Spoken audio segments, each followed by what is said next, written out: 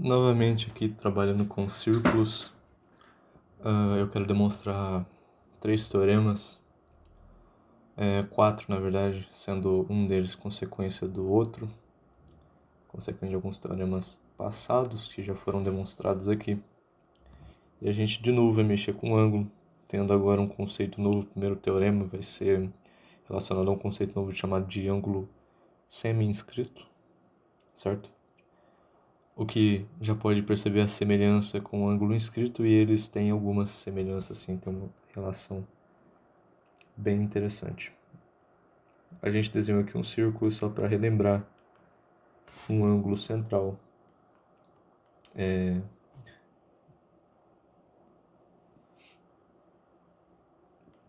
eu só arrumar isso aqui, fica bonitinho. Um ângulo central seria esse ângulo aqui. E um ângulo inscrito pode ser tal que o seu vértice P, um ponto qualquer, esteja no contorno da circunferência, certo? E as duas retas aqui estejam atingindo os outros dois pontos da circunferência. Isso daqui seria o nosso ângulo inscrito, enxergando um arco MQ.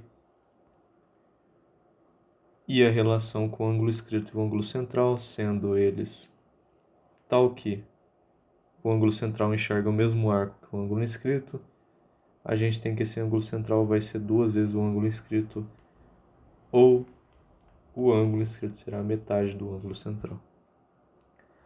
Ok? A gente tem essas duas relações. E agora a gente pode partir para o ângulo semi-inscrito.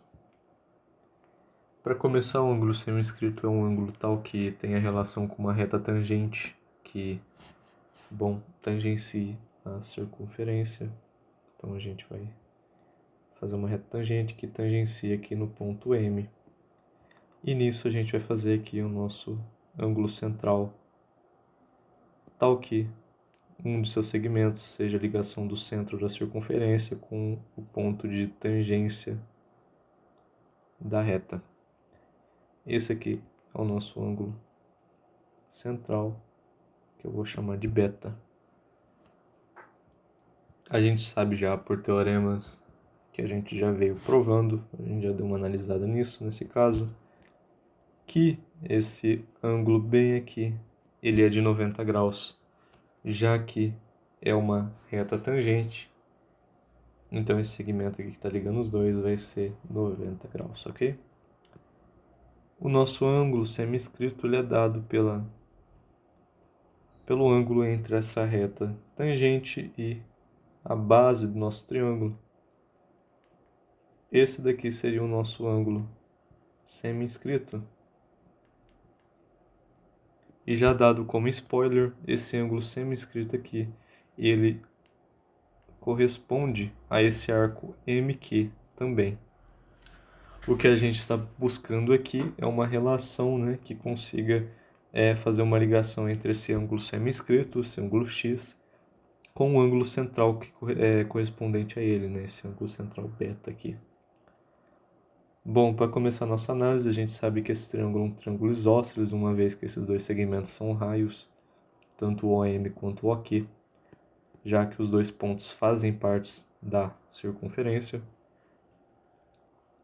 Portanto, se a gente tem que aqui é um ângulo alfa, a gente sabe que a soma de todos esses ângulos aqui no triângulo retângulo vai ser 180. Como tem dois ângulos iguais, então vamos somar esses dois ângulos, esse aqui tem que ser 180.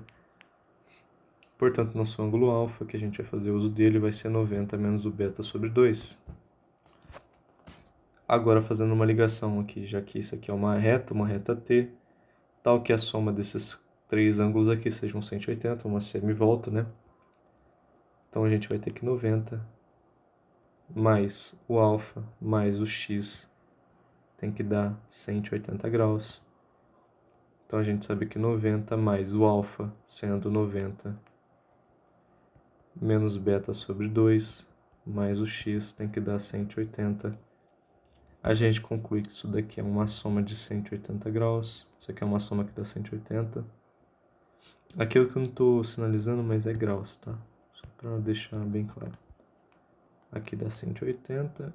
O que vai subtraindo para os dois lados 180 vai anular esses dois. Portanto, o x vai ser igual a beta sobre 2. Portanto, para deixar padronizado, o nosso ângulo central é 2 vezes o ângulo inscrito. O ângulo semi-inscrito, desculpa. Nosso ângulo central é 2 vezes esse ângulo semi-inscrito. O que vocês já podem ver, se já tiverem percebido, né? Tanto que eu acabei de falar sem querer, né? Se a gente criar aqui um ângulo inscrito qualquer, tal que ele também corresponda ao arco MQ, a gente tem que esse ângulo que eu vou chamar de θ, por exemplo, é que θ é beta sobre 2 também. Portanto, a gente consegue concluir aqui. A gente conclui também que o x é igual a θ. Portanto, o ângulo semi-inscrito, que corresponde ao mesmo arco de um ângulo inscrito, são iguais. E o ângulo semi-inscrito corresponde ao dobro do ângulo central correspondente a esse ângulo, ou o ângulo central corresponde ao dobro do ângulo semi-inscrito, que é correspondente a um mesmo arco, que no caso é um arco MQ. Isso daqui, perceba que isso daqui só é válido para correspondência entre mesmos arcos, ok? Bom, são os dois teoremas aqui, sendo esse daqui, né? Essa correspondência entre o θ e o x é uma consequência de teoremas passados, mas é um teorema extremamente interessante, que é legal ter essa ideia, sabe? Bom, passando para o teorema já. A gente ainda não analisou nenhum caso em que o ângulo esteja fora da circunferência. Portanto, a gente vai criar aqui um ângulo P, que vai corresponder a um certo arco.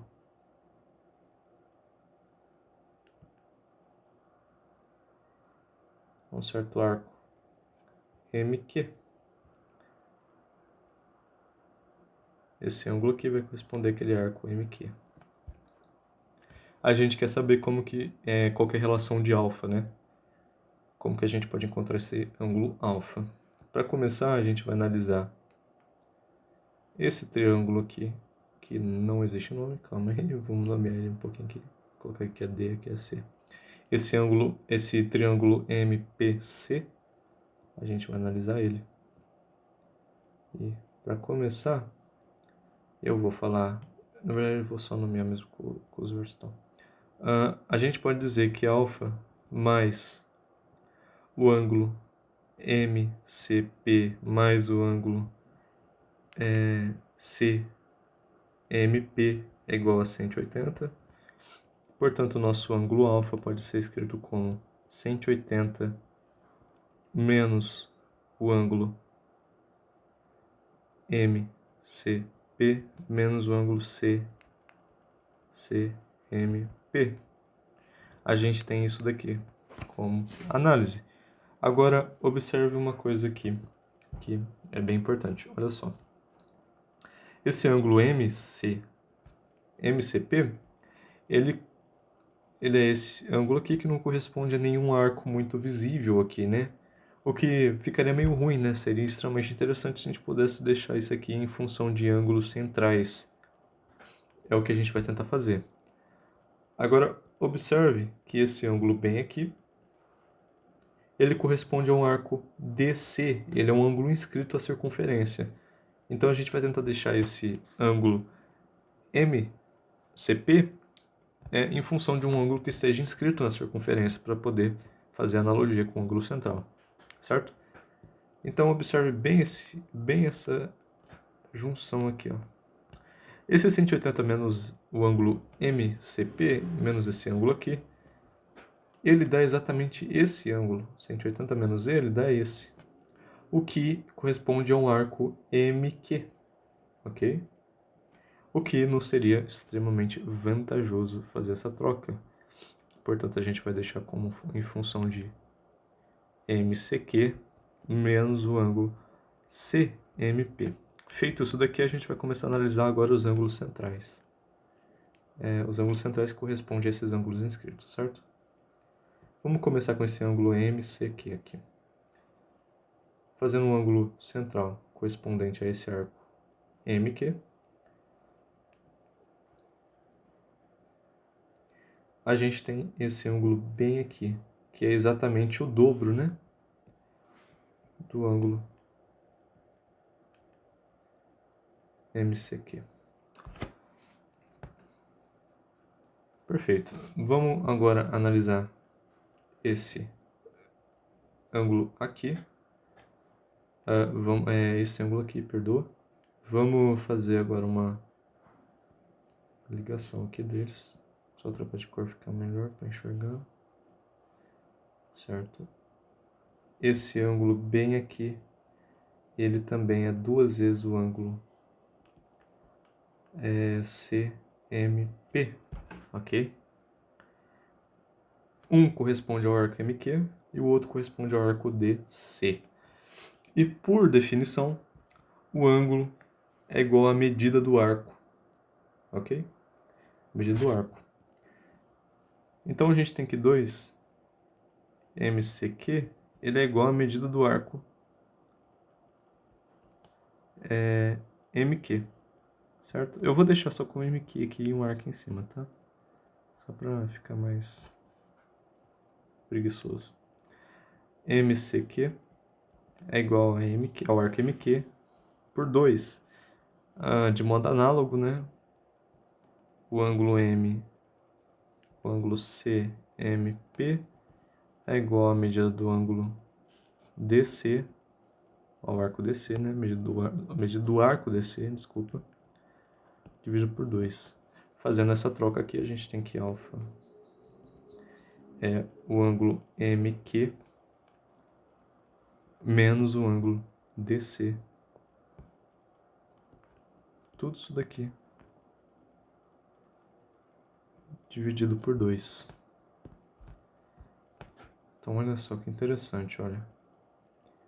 Esse ângulo, chamado de ângulo excêntrico exterior, ele corresponde à soma, a subtração desse arco maior com esse arco menor e dividir por 2. Olha só que simples. E é muito interessante. De maneira análoga, a gente consegue fazer a mesma prova para um ângulo excêntrico interior.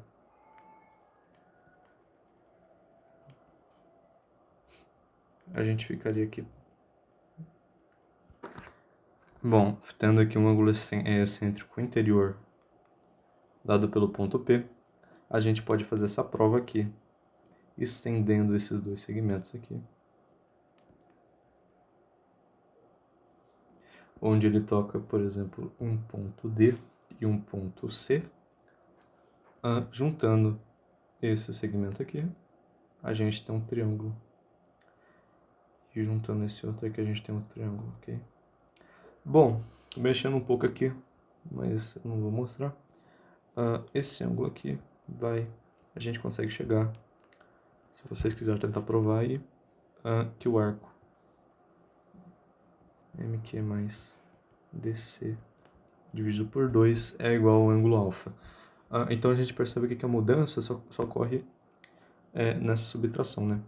O arco maior menos o arco menor, dividido por 2, ele é igual a um ângulo alfa, sendo ele excêntrico exterior.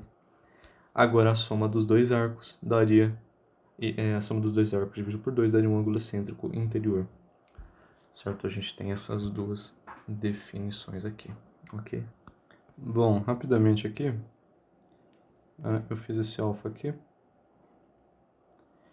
A gente sabe que esse alfa aqui é a soma desses dois ângulos aqui, ó.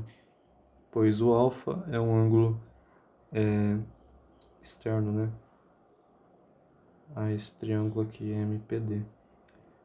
O alfa, portanto, é um ângulo PMD mais o ângulo PDM.